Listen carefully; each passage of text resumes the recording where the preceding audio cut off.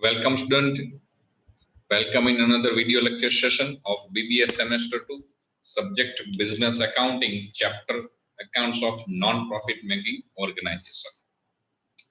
Last video lecture session માં આપણે student receipt payment account ના practical sum complete કરેલા છે. So today here we are going for next point, it is income expenditure account. Income expenditure account આપણે જોયું કે last theoretical point માં જે non profit concern છે એ non profit making concern છે એ final account માં majority receipt payment account, income expenditure account and balance sheet આ ત્રણ તૈયાર કરે છે. receipt payment account છે only cash account, cash transactions જ show કરે છે. એટલે receipt payment account ઉપરથી આપણે proper result જોઈતું હોય સંસ્થા માટે કે એના જે income છે એની expenses ની comparison માં proper છે, perfect છે, સરપ્લસ છે, લોસ છે, તો એ આપણને જજમેન્ટ એના ઉપરથી નથી મળતું. એટલે રિસીપ્ટ પેમેન્ટ એકાઉન્ટમાં ફક્ત ઇન્સ્ટિટ્યૂટની ઇન્કમ, કેશ કમ અને કેશ ગોઝ આઉટ જ ડિટેલ મળે છે. બટ તમારે સંસ્થામાં જે ઇન્કમ છે એ સંસ્થાના એક્સપેન્સને બેર કરવા માટે સફિશિયન્ટ છે કે કેમ એ જો તમારે જાણવું હોય તો એના માટે ઇન્કમ એક્સપેન્ડિચર એકાઉન્ટ બનાવવું પડે છે. તો ઇન્કમ એક્સપેન્ડિચર એકાઉન્ટ શું છે, એ કઈ રીતે એને રેકોર્ડ થાય છે, કઈ રીતે બને છે, એનું ડિસ્કશન આપણે કરીએ અને પછીના પ્રેક્ટિકલ સમજીશું. પણ એ પહેલા ઇન્કમ એક્સપેન્ડિચર એકાઉન્ટ બનાવવા માટે જે 4 પોઈન્ટ આપણે ડિસ્કસ કરવા છે એમાં ખાસ કરી પહેલો પોઈન્ટ છે રેવન્યુ અને capital nature. Revenue nature, capital nature એ શું છે? Revenue nature expense, capital nature expense, revenue nature income, capital nature income. તો પહેલા વાત કરીએ રેવન્યુ નેચર. રેવન્યુ મતલબ મહેસૂલી. રેવન્યુ એક્સપેન્સીસ અને રેવન્યુ ઇન્કમ ની વાત કરીએ તો રેવન્યુ એક્સપેન્સીસ મતલબ એવા એક્સપેન્સીસ કે જે કોઈ પણ બિઝનેસમાં, કોઈ પણ ઓર્ગેનાઇઝેશનમાં જે ડેઈલી બેઝ ઉપર થતા હોય, રૂટીન બેઝ ઉપર થતા હોય, બિઝનેસ ઓપરેટ કરવા માટે થતા હોય, બિઝનેસને રન કરવા માટે થતા હોય. નોન પ્રોફિટ મેકિંગ ઓર્ગેનાઇઝેશન હોય તો એને પણ રન કરવા માટે અમુક એક્સપેન્સ તો કરવા જ પડે.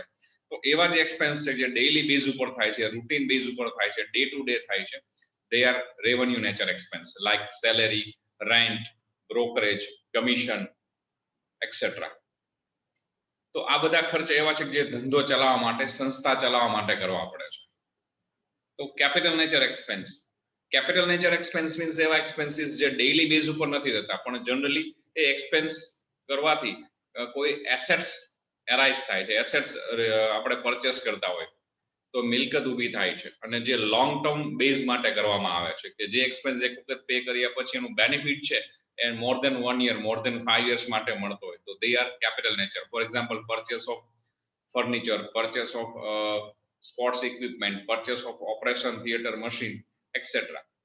તો જે ખર્ચ લાંબા સમય માટે કરવામાં આવે છે, જે ખર્ચ એક વખત કર્યા પછી એ ખર્ચમાંથી લાભ અનેક વર્ષો સુધી મળતો હોય છે, એ બધા કેપિટલ નેચર એટલે કે મૂડી પ્રકારના ખર્ચા કહીશું. રેવન્યુ એક્સપેન્ડિચર મહેસૂલી ખર્ચ, કેપિટલ નેચર એક્સપેન્ડિચર મૂડી ખર્ચ. એ જ રીતે ઇન્કમમાં છે રેવન્યુ ઇન્કમ કે જે ઇન્કમ ઓર્ગેનાઇઝેશનની બિઝનેસની રૂટીન એક્ટિવિટીઝમાંથી એરાઇઝ થતી હોય, એનો source of income routine activities હોય તો એ બધી રેવન્યુ ઇન્કમ છે જે ડે ટુ ડે મળે છે, રૂટીન મળે છે, આફ્ટર સમ ડેફિનેટ પીરિયડ મળે છે. For example commission received, rent received, investment કરેલું હોય તો ઇન્ટરેસ્ટ ઓન ઇન્વેસ્ટમેન્ટ એક્સેટ્રા કે જે વારંવાર મળે છે, અવારનવાર મળે છે, એ બધી રેવન્યુ ઇન્કમ છે. તો કેપિટલ ઇન્કમ કે જે ઇન્કમ એકચ્યુઅલી ઇન્કમ નથી પણ એ ઇન્કમનો બેનિફિટ જેમ એક્સપેન્સનો બેનિફિટ લોંગ ટર્મ માટે મળે છે એમ અહીંયા ઇન્કમનો બેનિફિટ એક વખતે ઇન્કમ થયા પછી એમાંથી જે બેનિફિટ છે લોંગ ટર્મ માટે મળે છે. ઇન્કમ રૂટીન બેઝ ઉપર લોંગ ટર્મ માટે નથી મળતી. ફોર એક્ઝામ્પલ અહીંયા આપણે નોન પ્રોફિટ મેકિંગ ઓર્ગેનાઇઝેશનની વાત કરીએ છીએ તો સંસ્થાને કોઈ ડોનેશન મળે અથવા લેગસી, કોઈ વ્યક્તિનું ડેથ થાય અને એની પાછળ એના કોઈ વારસદાર ન હોય, જનરેશન ન હોય તો એ પોતાની બધી જ સંપત્તિ, બધી જ વેલ્થ છે સંસ્થાને ડોનેશનમાં આપી દે, ધેટ ઇઝ અ લેગસી. તો લેગસી છે, ડોનેશન છે, they all are considered as a capital revenue, capital income. Revenue income routine base ઉપર મળે છે. કેપિટલ ઇન્કમ છે એ generally after some definite period મળે છે પણ જે બેનિફિટ છે લોંગ ટર્મ માટે મળતો હોય છે. તો ઇન્કમ એક્સપેન્ડિચર એકાઉન્ટ સમજવા માટે આપણા માટે રેવન્યુ શું છે, કેપિટલ શું છે, એનો ડિસ્ટિંક્શન, તફાવત આપણા માટે જરૂરી છે, જે અભ્યાસ આપણે ડિસ્કસ કરેલો છે. જોઈએ income and expenditure account. It is a profit and loss account of a non-profit making institution. કે આપણે બિઝનેસમાં જેમ પ્રોફિટ લોસ બનાવી છે સેમ વે અહીંયા નોન પ્રોફિટ મેકિંગ છે એ ઇન્કમ એક્સપેન્ડિચર એકાઉન્ટ બનાવે છે એટલે પ્રોફિટ લોસ જેવું જ છે. It is prepared on the same principle and as those of profit and loss account of a profit making concern. વેપારી સંસ્થાઓ છે, બિઝનેસ કરતા જે ઓર્ગેનાઇઝેશન્સ છે કે જે પ્રોફિટ અર્નિંગ ના પર્પઝ થી એ લોકો બિઝનેસ કરતા હોય એ લોકો જે પ્રોફિટ લોસ એકાઉન્ટ બનાવે છે, નફા નુકસાન ખાતું જે કહે છે, એમાં જે સિદ્ધાંતો અને જે નિયમો છે એ જ સિદ્ધાંતો અને એ જ નિયમોથી અહીંયા નોન પ્રોફિટ મેકિંગ ઓર્ગેનાઇઝેશન છે એ ઇન્કમ એક્સપેન્ડિચર એકાઉન્ટ બનાવે છે. The important features of this account may be summarized as follows. ના મહત્વની બાબતો નીચે આપેલી છે. There is no opening balance. જેમ આપણે પ્રોફિટ લોસ એકાઉન્ટમાં કોઈ ઓપનિંગ બેલેન્સ કે ઓપનિંગ સ્ટોક નથી લખતા એમાં અહીંયા ઇન્કમ એક્સપેન્ડિચર એકાઉન્ટમાં પણ કોઈ ઓપનિંગ બેલેન્સ નહીં લખાય. All expenses are shown on the debit side and incomes are on credit side. ખર્ચ બધા ઉધાર બાજુ, આવકો બધી જમા બાજુ.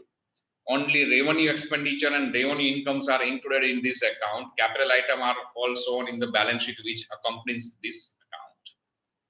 Income expenditure account માં ફક્ત revenue expenditure અને revenue incomes એટલે કે મહેસૂલી ખર્ચાઓ અને મહેસૂલી આવકો જે રૂટીન બેઝ ઉપર થતા હોય એવા ખર્ચ જે રૂટીન બેઝ ઉપર મળતી હોય એવી આવકો જ અહીંયા લખાશે, નોંધવામાં આવશે. મતલબ કે મહેસૂલી આવક કે મહેસૂલી જે મૂડી આવક કે મૂડી વિગતો જે છે એ ઇન્કમ એક્સપેન્ડિચરની સાથે સામાન્ય રીતે પાકું સરવૈયું બનાવવામાં આવતું હોય છે તો એમાં બતાવાય છે.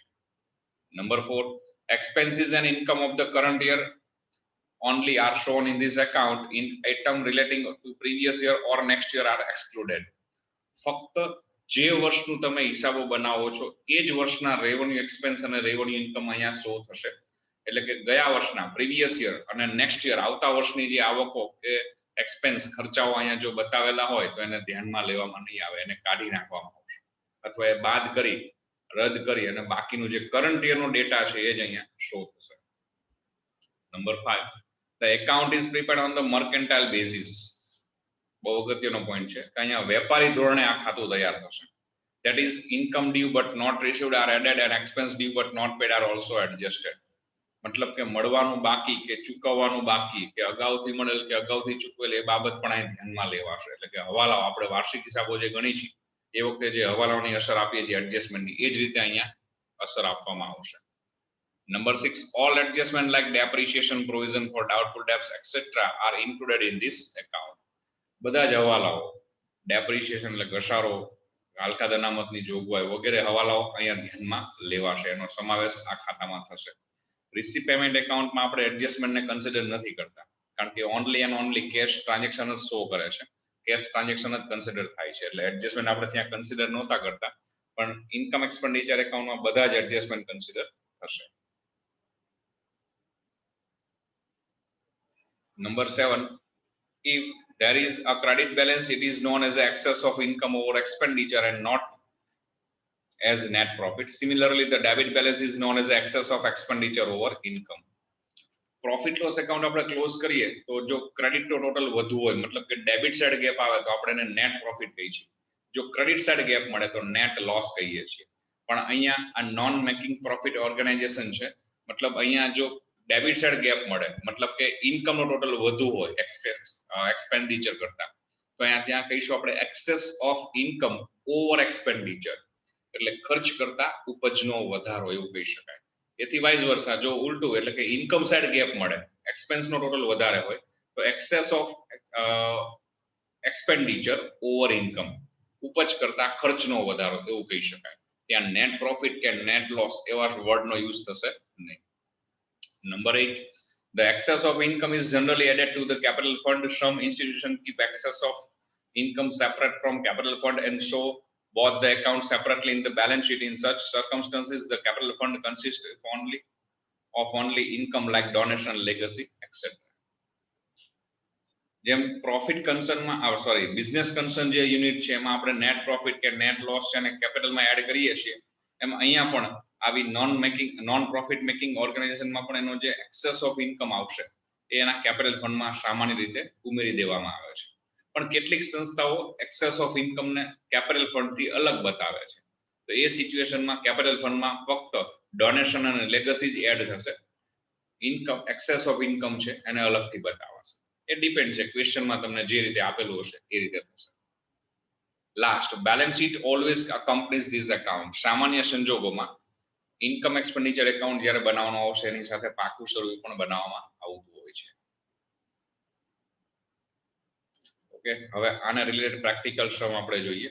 તો લાસ્ટ આપણે practical question number 2 as per book અને એઝ પર અવર વિડિયો સેશન કમ્પ્લીટ કરેલો છે.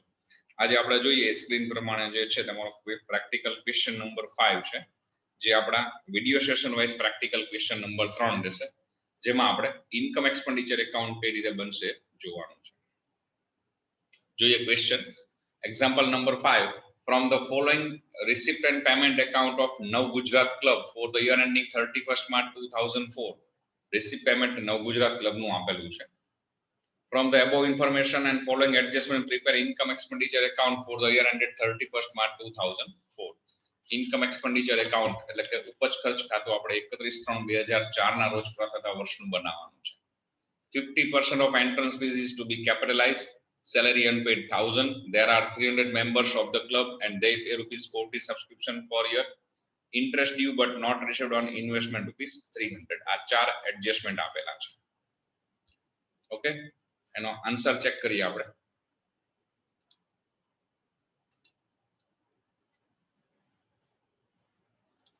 Here it is. It is answer number 3 as per our video session, but it is answer number 5 as per our book. Title આપીશું નવ Gujarat club income expenditure account for the year ended 31st March 2004. Income expenditure account પણ આ રીતે જે profit loss બને છે એ જ પ્રમાણે પર્ટિક્યુલર રૂપીસ, પણ હેડિંગમાં પર્ટિક્યુલર ને બદલે ડેબિટ સાઈડ આપણે ટાઇટલ આપીશું એક્સપેન્ડિચર્સ, ક્રેડિટ સાઈડ આપીશું ઇન્કમ્સ, રૂપીસના કોલમમાં રૂપીસ.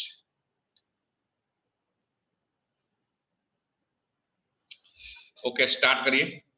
તો એડજસ્ટમેન્ટ થી સામાન્ય રીતે આપણે શરૂઆત કરીશું. તો એડજસ્ટમેન્ટ નંબર 1 માં છે 50% of entrance fees is to be capitalised. Entrance fees એટલે આપણે લાસ્ટ લેક્ચરમાં ડિસ્કસ થયેલું કે જ્યારે ક્લબમાં કોઈ ઇન્સ્ટિટ્યૂટમાં જે નોન પ્રોફિટ મેકિંગ ઓર્ગેનાઇઝેશનના જે મેમ્બર્સ છે એ ક્લબ હોય કે એનું જે લાઇબ્રેરી છે કે જે કંઈ છે ઇન્સ્ટિટ્યૂટનું મિલકત, એમાં જ્યારે એન્ટ્રી મેળવે ત્યારે એની નોમિનલ ફીસ ક્લબ દ્વારા વસૂલ કરવામાં આવતી હોય છે. તો એ એન્ટ્રન્સ ફીસ છે જનરલી ક્લબની રેવન્યુ નેચર ઇન્કમ છે, પણ ક્યારેક એમાં કોઈ ઇન્ફોર્મેશન હોય તો એને આપણે ફોલો કરીએ. તો અહીંયા એવું કીધું છે કે 50% એન્ટ્રન્સ ફીસ છે it to be capitalised. 50% entrance fee છે એને મૂડી આવક ગણવાની છે. જો સૂચના ન હોય તો normally entrance fees totally revenue income ગણાય. તો ઇન્કમ સાઈડ જઈશું. પ્રોફિટ અને રિસિપ્ટ પેમેન્ટ એકાઉન્ટમાં આપણે રિસિપ્ટ, એન્ટ્રન્સ ફીસ આપણી ઇન્કમ છે એટલે રિસિપ્ટ સાઈડ જઈએ તો એન્ટ્રન્સ ફીસ આપણને 3000 રૂપિયા આપેલી છે, જેને આપણે ઇન્કમ સાઈડ રેકોર્ડ કરીએ. એમાંથી 50% કેપિટલાઇઝ છે તો એ લેસ કરીએ, લેસ કેપિટલાઇઝ 50%. તો બેલેન્સ ફિગર જે આપણને મળે છે એ આઉટર કોલમમાં શો કરીએ, જે રેવન્યુ ઇન્કમ ગણાશે. અને જે કેપિટલાઇઝ કરેલી ઇન્કમ છે એ બેલેન્સ શીટમાં કેપિટલ ફંડમાં એડ થઈ જશે. સેકન્ડ ઇન્ફોર્મેશન છે સેલેરી અનપેડ 1000. સેલેરીનો એડજસ્ટમેન્ટ છે. તો સેલેરી આપણો એક્સપેન્સ છે, તો રિસિપ્ટ પેમેન્ટ એકાઉન્ટમાં પેમેન્ટ સાઈડ જઈશું, ત્યાંથી સેલેરી જોઈએ તો સેલેરી 7000 રૂપીસ આપેલી છે, જેને આપણે એક્સપેન્ડિચર સાઈડ ઇનર કોલમમાં રેકોર્ડ કરીએ. એમાં અનપેડ છે, ચૂકવવાની બાકી, ઓબ્વિયસલી એડ થશે. તો એડ અનપેડ સેલેરી એટલે ટોટલ આઉટર કોલમમાં સેલેરી શો કરશું 8000.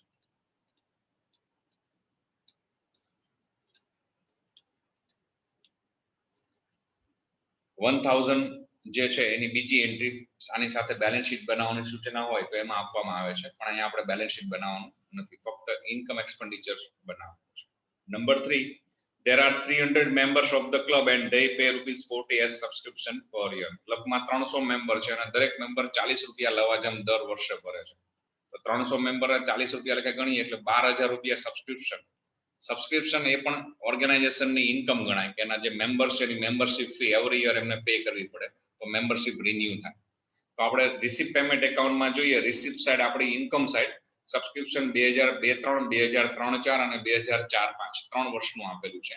એમાં આપણું કરંટ યર એકાઉન્ટિંગ યર 2003-04 છે, 2003-04, જેનું સબસ્ક્રિપ્શન ઓલરેડી 10000 રૂપિયા આપેલું છે, જે આપણે ઇન્કમ સાઈડ ઇનર કોલમમાં રેકોર્ડ કરીએ. એકચ્યુઅલી થવું જોઈએ 12000 રૂપિયા, કારણ કે 300 મેમ્બર્સ છે અને ₹40 પર મેમ્બર સબસ્ક્રિપ્શન છે. તો હજુ 2000 રૂપીસ એમાં શોર્ટ છે, જે આપણે એડ કરીશું ટુ બી રિસીવ્ડ 2000 ને ટોટલ આઉટર કોલમમાં 12,000 રૂપિયા એન્યુઅલ સબસ્ક્રિપ્શનની ઇન્કમ જે થવી જોઈએ એ આવશે. જે 2,000 રૂપીસ ટુ બી રિસીવ્ડ છે એ એડજસ્ટમેન્ટ છે, એની બીજી એન્ટ્રી આપણે બેલેન્સ શીટમાં આપવાની હોય છે. નંબર 4 છે interest due but not received on investment ₹300. રોકાણો પર વ્યાજ લેણું થયું છે પણ મળ્યું નથી 300 રૂપિયા. તો interest on investment it is also over income. તો રિસીપ્ટ પેમેન્ટ એકાઉન્ટમાં રિસીપ્ટ સાઈડ જઈએ અને ઇન્ટરેસ્ટ ઓન ઇન્વેસ્ટમેન્ટ યસ આપેલું છે એને ઇનર કોલમમાં પહેલા રેકોર્ડ કરીએ, જે રિસીપ્ટ પેમેન્ટમાં આપેલું છે 2,000. As per adjustment 3,000 to be due to be received. 300 રૂપિયા હજુ મળવાનું બાકી છે, તો આપણે એને એડ કરી દઈએ. Plus due but not received 300. Outer કોલમમાં ટોટલ મૂકીએ 2,300. ઓકે, તો અહીંયા 4 એડજસ્ટમેન્ટ કમ્પ્લીટ છે. હવે રિસીપ્ટ પેમેન્ટ એકાઉન્ટમાં જશું અને રિસીપ્ટ સાઈડથી જે રેવન્યુ નેચરની ઇન્કમ છે જેનો એડજસ્ટમેન્ટ નથી આવેલો હજુ, અને રેવન્યુ નેચરની ઇન્કમ છે તો એને આપણે અહીંયા ઇન્કમ સાઈડ રેકોર્ડ કરશું. પેમેન્ટ સાઈડમાં જે રેવન્યુ નેચરના એક્સપેન્ડિચર છે, પેમેન્ટ છે, એને આપણે એક્સપેન્ડિચર સાઈડ રેકોર્ડ કરશું, અને એ પણ ઓનલી કરન્ટ યરના, પ્રીવિયસ યર કે નેક્સ્ટ યરના કન્સિડર નહીં કરીએ. તો તમે સાથે બુકમાં ધ્યાન રાખશો. રિસીપ્ટ સાઈડ જઈએ તો પહેલું કેશ બેલેન્સ એટલે કે ઓપનિંગ કેશ છે, એ તો આપણે આમાં ક્યાંય લખવાની આવશે નહીં. એન્ટ્રન્સ ફીઝનો એડજસ્ટમેન્ટ સોલ્વ થઈ ગયો છે, તો એને પણ ફરીવાર રેકોર્ડ નહીં કરીએ.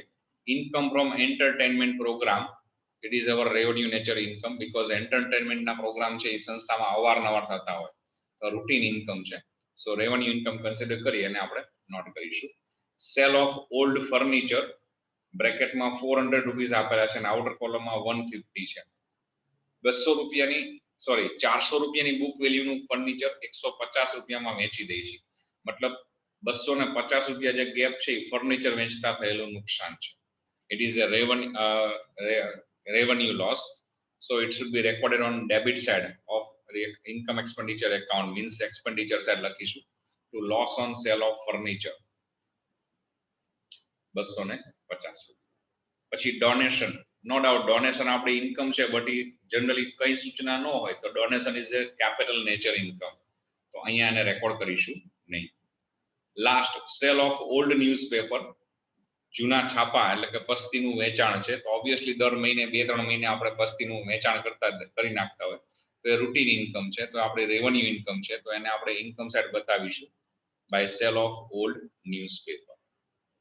પેમેન્ટ સાઈડ જઈએ તો પહેલું છે બેંક ઓવરડ્રાફ્ટ. બિગિનિંગનો ઓવરડ્રાફ્ટ છે, શરૂઆતની રોકડ સિલક કે બેંક સિલક ઇન્કમ એક્સપેન્ડિચરમાં ક્યાંય રેકોર્ડ થશે નહીં.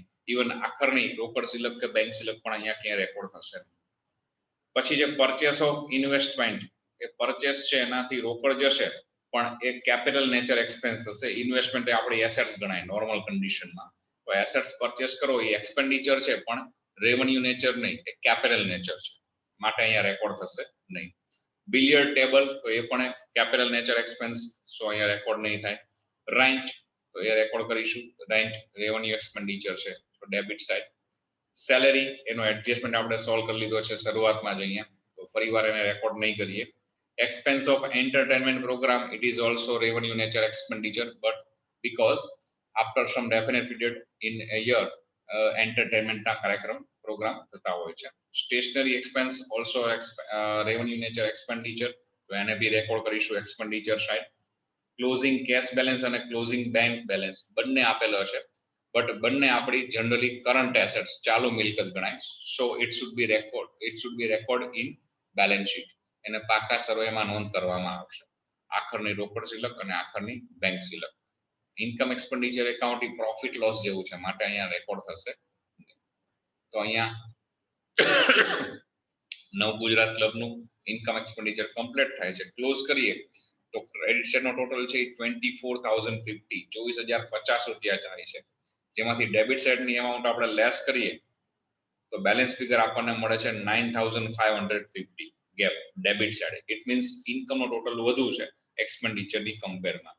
તો જનરલી બિઝનેસ કન્સર્ન હોય, પ્રોફિટ કન્સર્ન કોઈ હોય તો અહીંયા આપણે નેટ પ્રોફિટ શબ્દનો યુઝ કરીએ છીએ, but as per discuss in above theory, અહીંયા જો ઇન્કમ વધારે હોય તો એને એક્સેસ ઓફ ઇન્કમ કહીશું, વાઇસ વર્સા એક્સપેન્ડિચર વધુ હોય તો એક્સેસ ઓફ એક્સપેન્ડિચર કહીશું. તો અહીંયા આપણે લખીશું access of income over expenditure 9,550.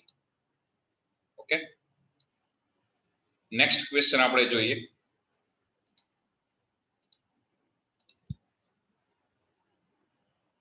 It is question number 7 as per your book, but it is question number 4 as per our video session. The following is the receipt and payment account of Nadiyad Youth Club for the year ended 31st March 2004. Receipt payment account આપણને આપેલું છે. From the following information, prepare income and expenditure account of a club for the year ended 31st March 2004.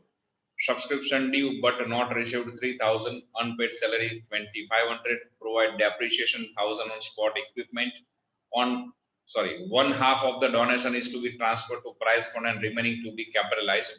Stationery stock 500. 5 adjustment આપેલા છે. Okay, એનો answer check કરીએ આપણે. It is answer number 4 as per our video session, but it is answer number 7 as per your book. Title આપીશું Nadiad Youth Club Income and Expenditure Account for the year ended 31st March 2004. Format draw કરીએ તો expenditure rupees, income rupees, જેમ profit loss draw કરીએ છીએ એ પ્રમાણે. Sorry, start કરીએ. પહેલો adjustment છે subscription due but not received. લવાજમ મળવાનું બાકી છે, હજુ મળ્યું નથી. તો સબસ્ક્રિપ્શન એ જનરલી ક્લબની ઇન્કમ ગણાય, એના મેમ્બર્સ પાસેથી મેમ્બરશિપ ફી મળે છે. ઇન્કમ છે માટે આપણે રિસિપ્ટ સાઈડ જોઈએ તો રિસિપ્ટ સાઈડ આપણને સબસ્ક્રિપ્શન આપેલું છે ₹20,000, જેને આપણે ઇન્કમ સાઈડ ઇનર કોલમમાં શો કરીશું. જેમાં 3,000 due but not received add કરીએ. લેણું થયું છે પણ મળવાનું બાકી, ટોટલ આઉટર કોલમમાં 23,000.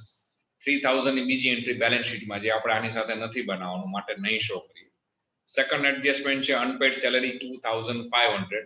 Salary is an expense for the club, so it should be payment side આપણે જઈએ તો પહેલું જ આપેલું છે સેલરી 5,000, જેને આપણે એક્સપેન્ડિચર સાઈડ ઇનર કોલમમાં શો કરીએ. એમાં પ્લસ અનપેડ ચૂકવવાનો બાકી પગાર એડ કરીએ તો ટોટલ સેલરી 12 મૂકીએ 7,500. અનપેડ સેલરીની બીજી એન્ટ્રી છે એ બેલેન્સ શીટમાં આપવાની હોય.